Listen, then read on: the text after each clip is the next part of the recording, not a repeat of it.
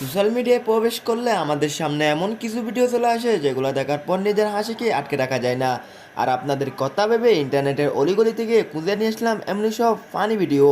তাহলে চলুন ছোট্ট একটা লাইকের মাধ্যমে আজকের ভিডিওটা শুরু করা যাক। সেই সাত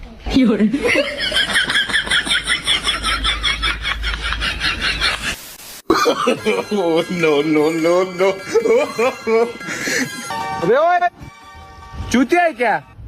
हाँ